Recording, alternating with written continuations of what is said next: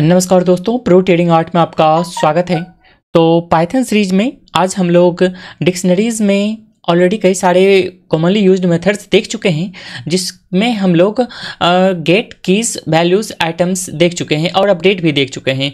तो आज हम लोग देखने वाले हैं pop item, clear, copy and land के बारे में। तो चलिए स्टार्ट करते हैं। ओके, उससे पहले आप सभी लोगों से ये रिक्वेस्ट रहेगा कि आप लोग चैनल को जरूर से सब्सक्राइब कर लीजिएगा और बेल आइकन प्रेस करके रखिएगा।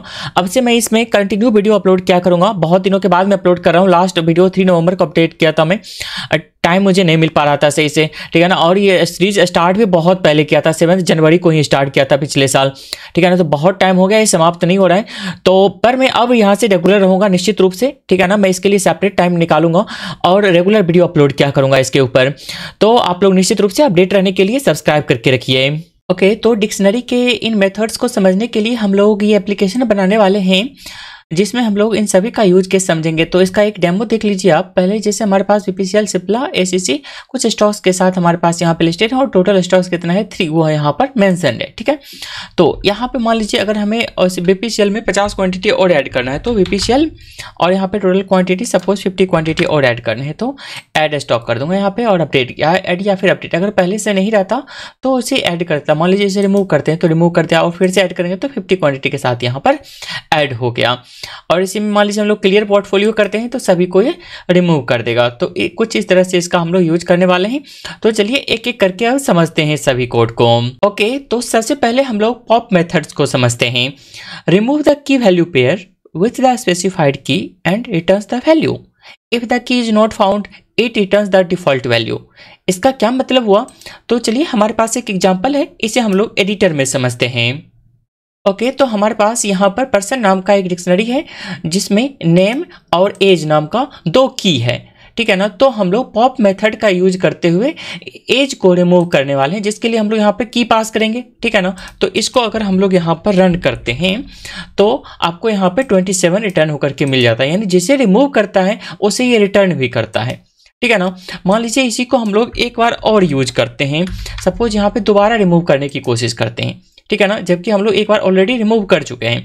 तो दोबारा अगर हम लोग यहाँ पर रिमूव करने की कोशिश करते हैं तब आपको यहाँ पर की एरर देखने को मिलेगा, ठीक है ना, क्योंकि हमने उसे ऑलरेडी रिमूव कर दिया है। अब यहाँ पर ये अवेलेबल नहीं है। तो इसमें आप दूसरा पैरामीटर भी यहाँ पे पास कर सकते हो। अगर मान लीजिए वहाँ पे वो अवेलेबल नहीं है तो आप यहाँ पे सपोज शो करवा दीजिए कि सब नोट फाउंड। सपोज हम लोग यहाँ पे लिख देते हैं कि नोट फाउंड, ठीक है। अब वापस अगर रन करते हैं तो आपको यहाँ पे एरर नहीं, नोट फाउंड देखने को मिलेगा। जिस तरह से हमें गेट मेथड में देखने को मिलता था कि अगर अवेलेबल नहीं होता था तो डिफ़ॉल्ट वैल्यू हमें देखने को मिल जाता था, जैसे इस केस में की नोट फाउंड हमें यहाँ पर रन करने के बाद दिख जाता है।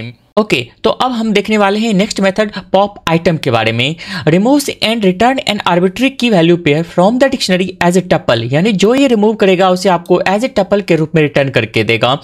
This method is useful for removing item in LIFO, यानी last in first out order में ये रिमूव करता है। तो इसे हम लोग एडिटर में लिए चलते हैं और समझते हैं इसका क्या मतलब हुआ। तो अगर हम लोग यहाँ पर देखें, इसे अगर मैं यहाँ पे प्रिंट करूँ आइटम को तो उसके बाद देखिए क्या होता है। तो यहाँ पे एज 27 एज ए टपल के रूप में मिला, 1 है की और दूसरा है उसका वैल्यू टपल के रूप में। यानी इसका सिंपल सा मतलब हुआ जो सबसे लास्ट में ऐड होगा उसे सबसे पहले रिमूव करो, यानी जो सबसे बाद में आएगा उसे सबसे पहले भगा दो। सिंपल सा मतलब। इसको हम लोग एक और एग्जाम्पल से देखते हैं। ओके, तो चलिए दूसरा एग्जाम्पल देखते हैं। इसमें हमने क्या किया, सबसे पहले एक टास्क नाम का ब्लैंक डिक्शनरी बनाया, ठीक है। इसमें हम लोग टास्क अब ऐड कर रहे हैं। हमने यहाँ पे की लिखा और उसका वैल्यू लिखा, तो यानी की और वैल्यू इसमें ऐड होता चला जाएगा। दूसरे स्टेप पे हमने टास्क 2 लिखा, तीसरे में टास्क 3 लिखा। इसे अगर हम लोग प्रिंट करते हैं अब तो कुछ इस तरह से आपको डिक्शनरी देखने को मिलेगा, यानी सभी की और उसका वैल्यू, ठीक है। तो यहाँ पे लास्ट में हमने क्या ऐड किया, फिक्स बग को। तो यहाँ पे अगर हम लोग लीफो ऑर्डर में अगर इसे रिमूव करते हैं, यानी लास्ट इन फर्स्ट आउट, यानी जो सबसे लास्ट में ऐड हुआ उसे हम लोग सबसे पहले रिमूव करेंगे। तो सबसे पहले बग को हम लोग यहाँ पे फिक्स करने वाले हैं। तो last task dot pop item हम लोग यहाँ पे मेथड चलाते हैं।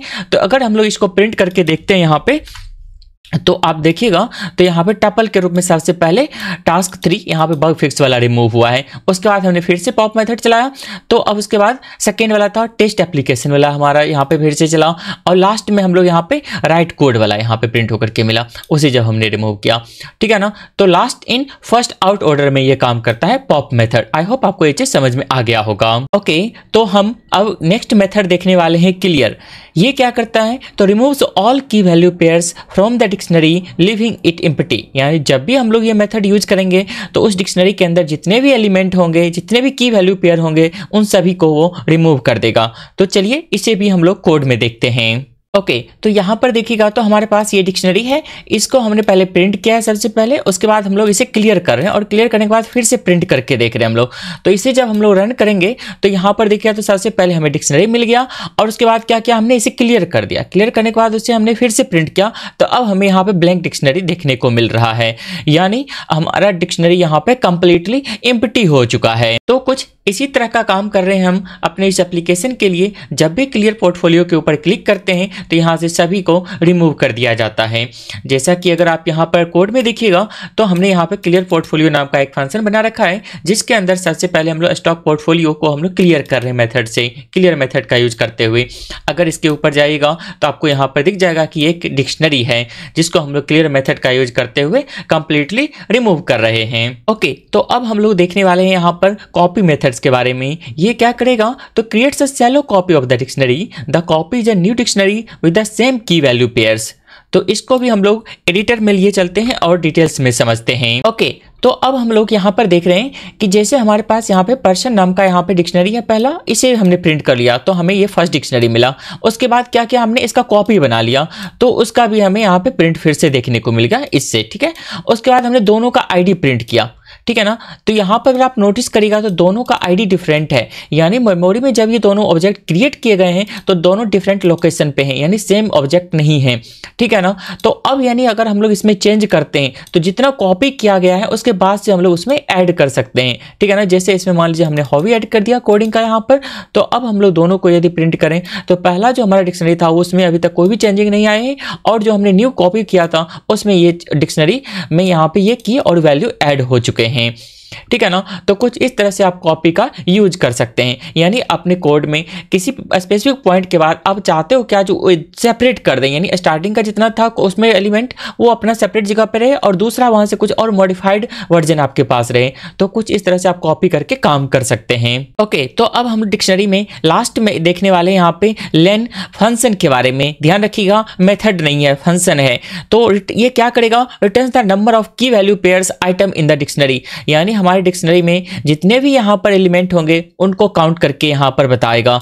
तो काउंट हम लोग लेन इस तरह से करेंगे तो इसका आउटपुट क्या देखने को मिलता है वो चलिए आपको डायरेक्ट कोड में यहाँ पर डायरेक्ट एडिटर में रन करके दिखा देता हूँ।